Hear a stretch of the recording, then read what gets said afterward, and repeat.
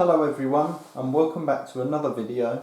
In this video I'm just going to be talking about some of the wagons that I've built so far for the railway and sort of how I build them, what the sort of general structure is and some of the ideas that I've come up with to make them sort of cheap, or really cheap and easy to build in 5" gauge. So I'll show you around wagon 1 first. This is the first wagon that I've built in this sort of new batch of wagons. With sort of a new style that I've come to sort of build all of the wagons since in the similar style. So I'll just show you around this one first. So as you can see with wagon 1, you've got the basic body and then the chassis.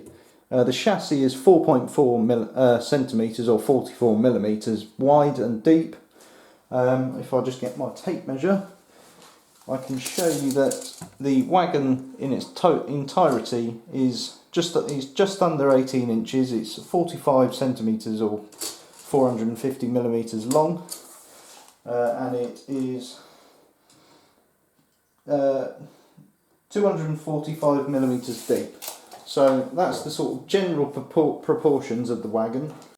From the flanges to the top of the body, it's 315 millimetres, just there, right to the top of the body. And this is one of the smaller wagons that I've built so far. I've got a second one of these it's currently being built as wagon 2, but it will have some differences to this wagon. So as you can see, if I tilt it back, it's got spoked wheels, which is something I don't use anymore because these are a lot more expensive than the plain disc wheels, as I'll just show you here. These are the wheels that I usually use. They're from SMR Engineering. They've got enough axle length on them to accommodate these bearing blocks.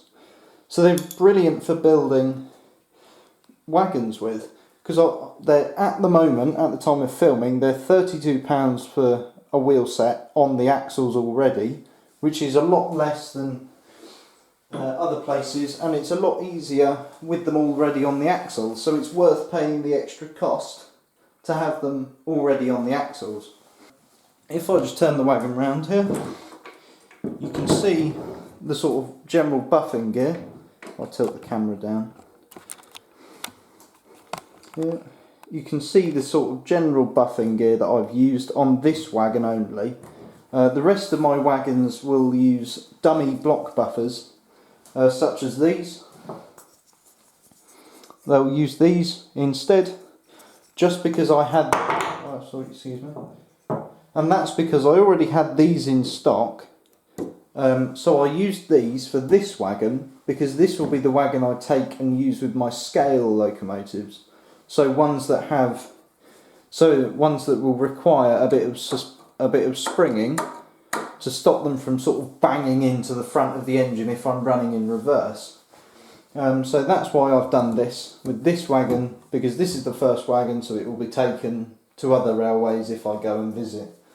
But all the others will of course use these dummy block buffers because they're so easy to make and put on the front of the wagons. And you may be wondering what this handle is here. And there's one on each end. If I turn the wagon round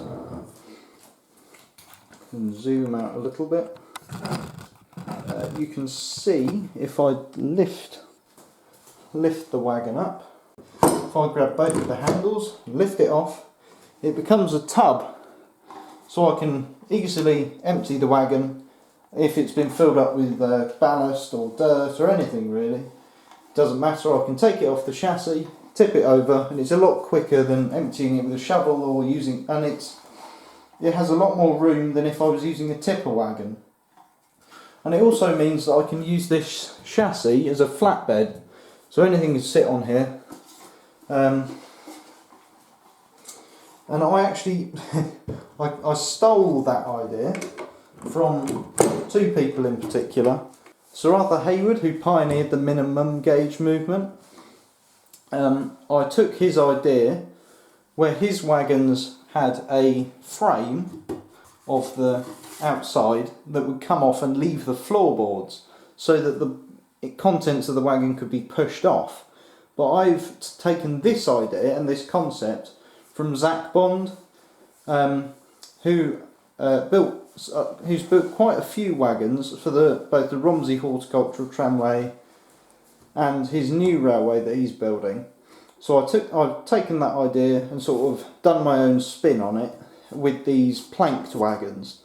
So these planks, it's all stock standard wood. I don't run the lengths up or anything. It's all standard wood sizes, just over 6.5 mil. 6.5 centimetres for that depth, and then width just under 2 centimetres. So it's all stock standard sizes, and they're really simple to build. I don't know. I think this one took me sort of a couple of weeks, just with gaps in between, of course. But yeah, they're very easy to build. But that's the sort of general concept of my wagon fleet, is to have a removable body, a chassis of 4.4 or 44 millimeters, with the block buffers on the end, and then the draw gear. Now this draw gear is quite interesting on this one because I've forged some Talchlin style hooks. You can see there. They're just some loops that I bought. They unscrew. But the hooks, sorry, I forged those at college when I was at college. So I've since moved on from using this style. If I just show you, they do work quite well. As you can see here, if I hold that, that will latch onto there. Then they're good firm connection. But I've since moved on because I can't make any more of these couplings. Sorry. So I've gone with a different style, which is the Clevis or Clevis couplings, which are on the ends here, and then I will just use a chain between the two wagons, just because it's so simple. It doesn't need to be complicated like these are. These are quite complicated to sort of produce a lot of, which I'll need for I need 2 for each wagon, so that will get quite difficult quite quickly. And you may also notice here I've got a lamp iron. Now that is for these lamps, which that's from CMD Engineering. It's 3D printed. It's made for 7.25 or 10.25 gauge railways.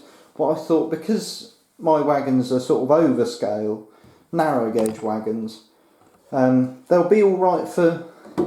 It will be all right for this. So there we are. You can see the wagon on the lamp on there. If I just turn it on, see it flashing away, and that will mark the end of the train. Of course, it's modern aspect, but it doesn't really matter because we're of course in the modern day, so it's not like I'm doing a model of anything. This is its own thing. This is a narrow gauge wagon. It's not based on anything. It's not supposed to be anything. It's its own thing, and it carries whatever I put in it. So that's wagon number 1. It's still missing its works plate, so I've still got to do those. But after that's done, it will basically be finished. But there's one thing that I do want to change, which I'll show you on the other wagons what I've done. Because this was the first wagon I built in this new style, if I just take the top off, try and take the top off, come on.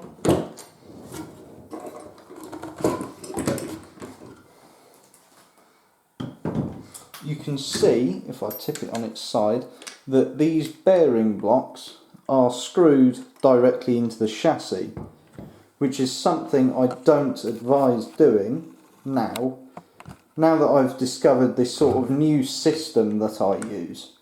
So you can see that they're screwed in, but they're slightly loose to allow for a bit of play for if the wagon travels over a rough piece of track and it needs to sort of move about, just so that it doesn't derail. So that's the sort of general arrangement, I have two side members and then cross members to hold it together.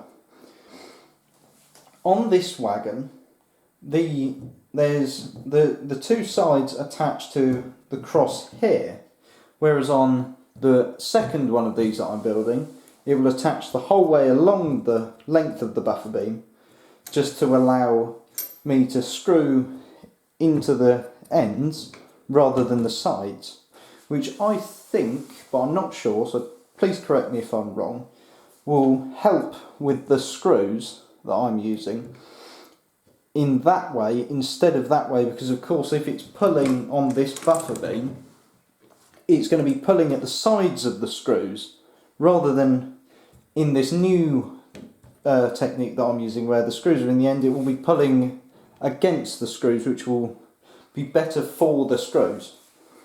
If you get what I mean with the sort of, if the screws are that way, they're sort of bending that way rather than just, you know, pulling against the screws. So I'm hoping that will make them more durable.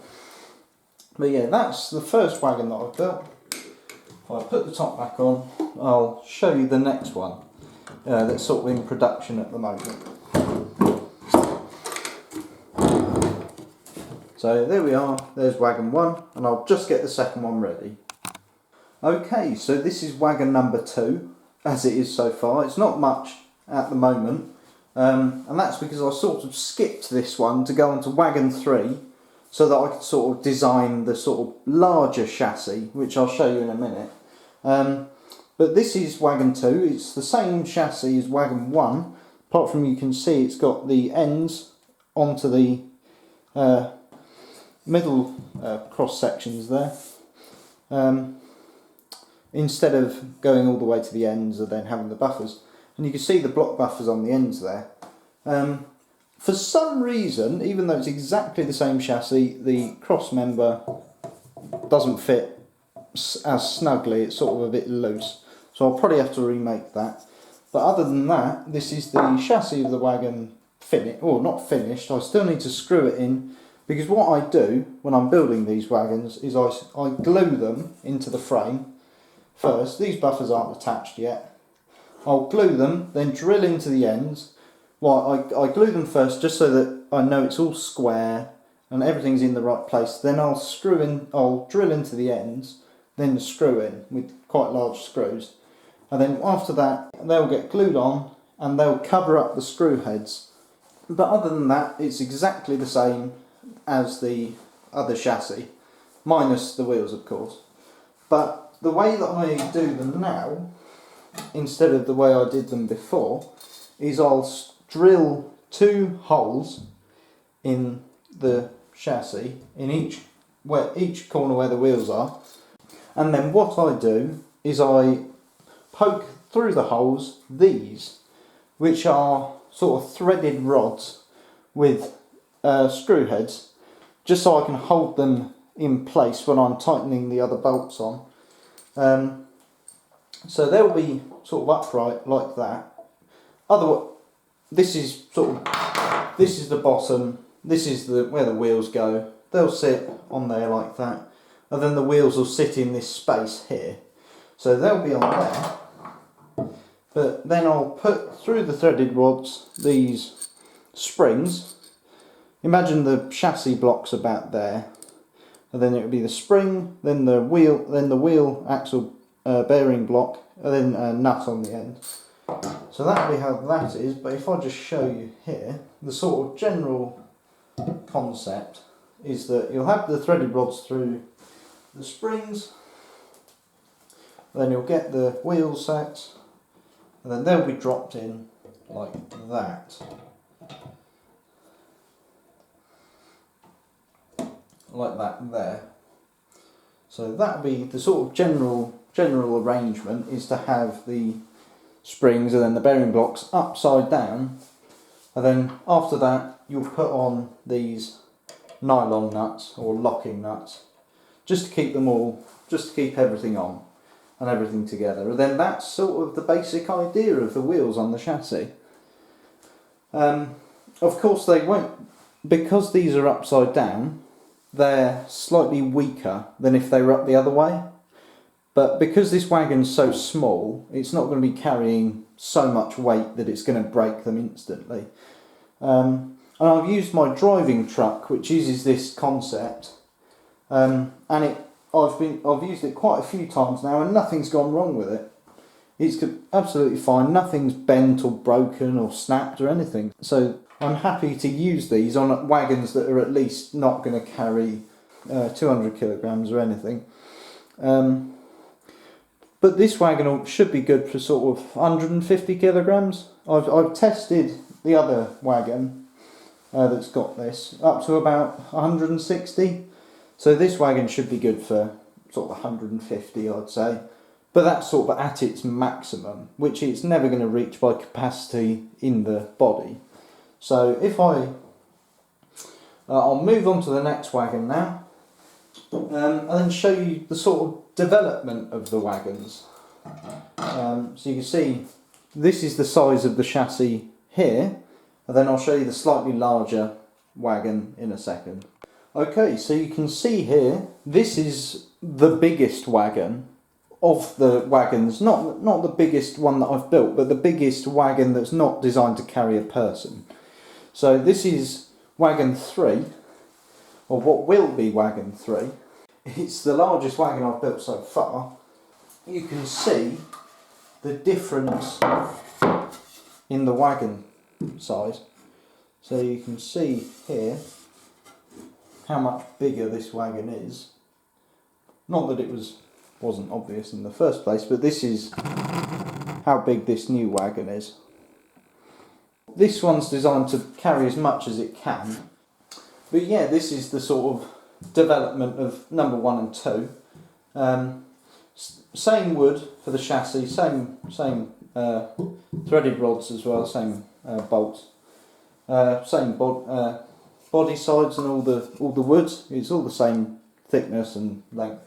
Well, not length, thickness and width and everything. But this is the sort of next step from 1 and 2 into building something a lot bigger that you can actually use for carrying a reasonable amount of material. Whereas number 1 could carry, a modest amount of dirt or ballast or anything else really. This one's sort of more heavy duty for carrying quite a lot more than the first 2.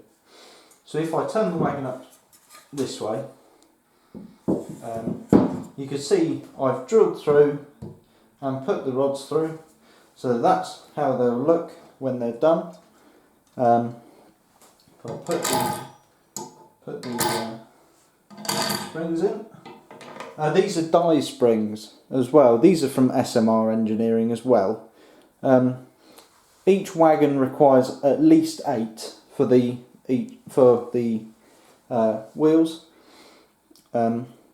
It's 4 per axle, and because they're not the strongest springs, I can squeeze it with my hand, but because you've got 4 per axle, 2 per side, if you lean, they do have a bit of movement, but not so much that you're going along sort of wiggling about. So they're good that they have a bit of spring, because it means that if you go over a rail joint that's sort of a bit lower, they do lurch down to sort of catch the rail, which is good because it means that they do prevent derailments quite well. Yeah, once it's done, it will have the block buffers over the ends. So here we have the chassis with the locking nuts on the bolts. I've put one of the wheel sets in just so you can see sort of the height that it sits at, and this sits at about 9.5 centimetres, so 95 millimetres to the centre of the buffers, which is almost exactly right for ground level 5 specifications.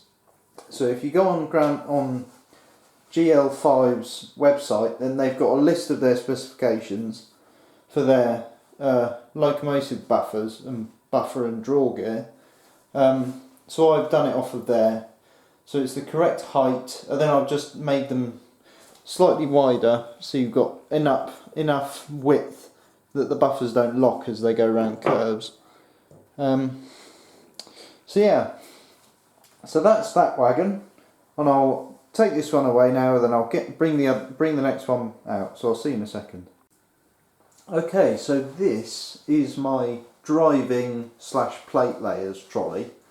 As you can see straight off, probably the most notable thing is this handbrake. It's a simple screw down handbrake, so if I wind this round, it puts a brake on this axle onto the wheel tyre on the outside of the wheel. But that's quite difficult if you're running along and then you've sort of got to wind it all the way down. So what I'm going to add on this end is a quick pull up handbrake, just so you can pull it up as you're going along, so you don't have to wind it all the way down and then wind it all the way back off again, which can be quite difficult when you sort of want it to be quite instant. So that will sort of be a parking brake, and then there'll be a handbrake up the other end. Because I used to run this wagon facing this way, so the locomotive would be at this end, but I now run it with the locomotive at the other end, and then I'll have the sort of train brake, if you will, at that end, and then the parking brake at this end, so just so you can wind it on and leave the locomotive and rolling stock on a gradient or just in park, just so you know that it's not going to move anywhere. So this is the largest wagon I've built so far. Yeah, it's basically exactly the same as the other wagons I've built. Same angle for the corners, same planks, same chassis parts. The footboards are the same as the sides, they're the same width. There's two of these members stacked on top of each other here, but this one's been cut down to allow this to be slightly higher, because if it was any lower it would scrape along things on the side of the line, so I've lifted that up slightly just to give a bit more clearance for the loading gauge. And if I turn the wagon round, you can see it's exactly the same. It's exactly the same as the other wagons. So this is what they look like painted. I haven't decided yet whether I want to paint the chassis of the wagons black or grey, but I think I might stick with grey. But I painted this one black specifically because I'd have my feet on the footboards and sort of up the sides, so I didn't want to, it'd be quite obvious if these were grey that they were dirty, and they are still quite obvious, but it's not as bad. They just sort of need a touch up because this is quite a well used wagon. I use it every time I go to ground level tracks, so it's sort of the most used wagon I have at the moment. As you can see, I've painted these couplings red. I think they look quite nice in red. So they sort of stand out a bit more. Because if they were painted black, they'd sort of blend in with the rest of the buffer beam. But as I've painted them red, they sort of stand out a lot more, and you sort of see them. And it's quite. I do like the red against the black. It does look quite nice, or in my opinion, anyway. So that's sort of all I have to say for this wagon. Not too much. Not too much at the moment. I'm going to improve the brakes, obviously, as I say.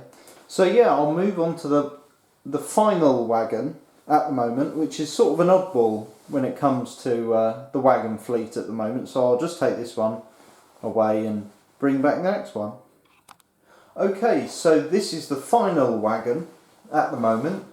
This is what I've dubbed wagon number 6, which may seem a bit odd, but it's because the next few wagons I'm going to build sort of make more sense to have them before this one.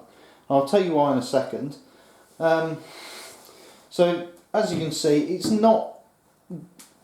there's not many sort of similar components on this to the other wagons.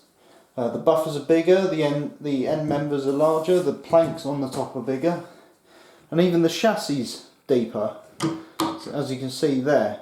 And that is because this was the chassis of the first driving truck I built. But after I built the new driving truck, that replaced this one, because I only need one driving truck. So that replaced this one. So if I turn this one on its side, you can see, quite obviously, it's built up of the chassis of the old driving truck. The wheels are the same as the old ones. It's got same bearing blocks and everything. But you may be wondering why this centre member isn't in the middle. And that's because when I first built the driving truck, it was originally a lot longer. But I found that it didn't go round corners properly. And as I've since found out, you can't have a massively long wagon, of course. But that was a few years ago, before I sort of, researched more into building rolling stock. So I cut this right back to shorten it a lot more. And this hasn't moved, so that's why that's in the middle, and that's why that one's sort of pushed up and bunched up against it. So that's why. So it's sort of a little interesting thing about just this wagon. But you may also notice that all I've done is put these end members directly on the chassis, and that was because it was only meant to be a quick little put it together and have it as a new wagon. So they were just they're not standard, they're just bits of wood I had lying around, so they've just gone on over the tops of the existing chassis. Then had the buffers glued over the screws.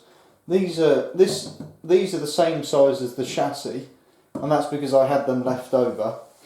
So I've put them on because the smaller buffers would have looked a bit strange on the end, so I put the larger ones on to sort of fill the space a little bit.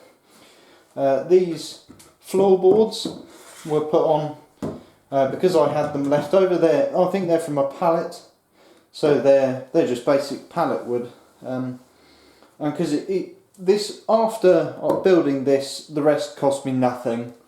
So it was sort of really just so that this could be used as a wagon, instead of dismantling the whole thing and just reusing the wheels for something else, which I couldn't really do anyway, because these wheels are from 17D, which these have quite short axle ends.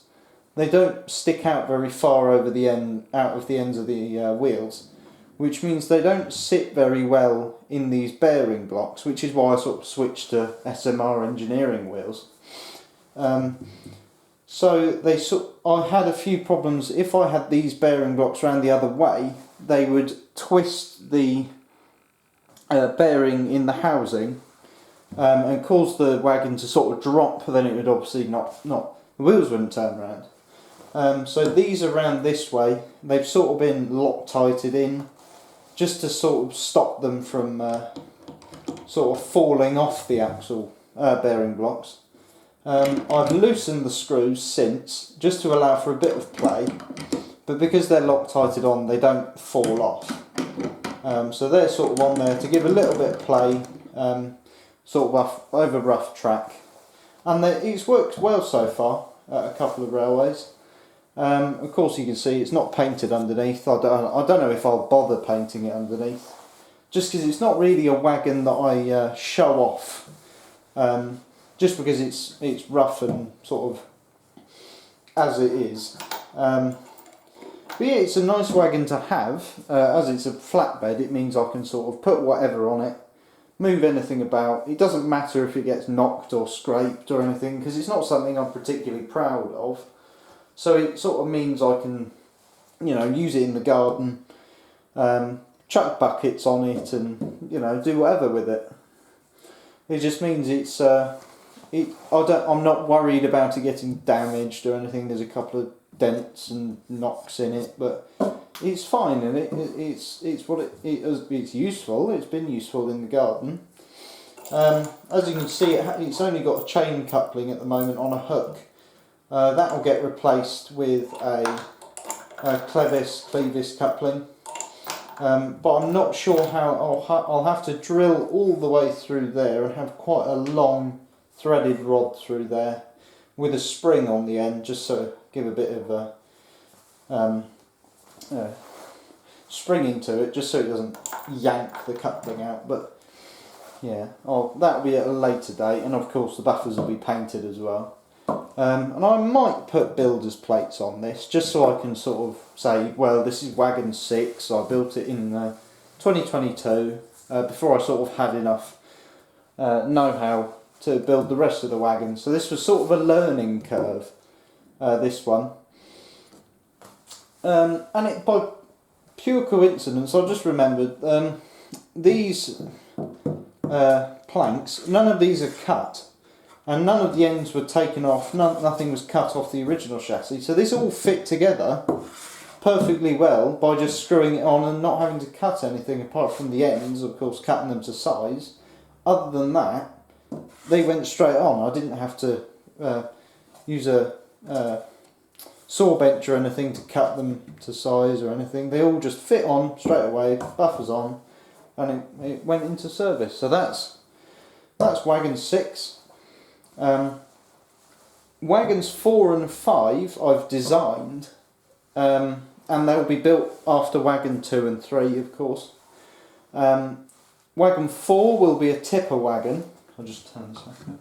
Wagon 4 will be a tipper wagon, just because I quite like the sort of Hudson skip wagons. So that'll be the next design. And then wagon 5 will be quite a large box van. So that'll be interesting to see if it's stable enough to sort of see how big I can make it to be actually useful to put things in. And if it is successful, I may make it or make another one or use that one as a luggage wagon. So that'd be quite interesting to see how that goes. But at the moment, that's the whole wagon fleet. 1, 2, 3, the driving truck, and 6. So thank you for watching this quite long video. I'm not sure how long this will be, hoping not too long, but I just wanted to talk about some of the wagons that are currently, or all of the wagons that are currently in the fleet, and some future plans, and sort of what the general idea is that these are all narrow gauge. You can use them in the garden for, well, you can use them anywhere. You can put watering cans, you can put buckets of ballast, you can put anything in or on them. And I hope some people sort of draw some inspiration from these as well. It'd be quite nice to see what people come up with. Especially with 5-inch gauge, because it's a lot more uncommon. So thank you for watching, and hope to see you in the next video.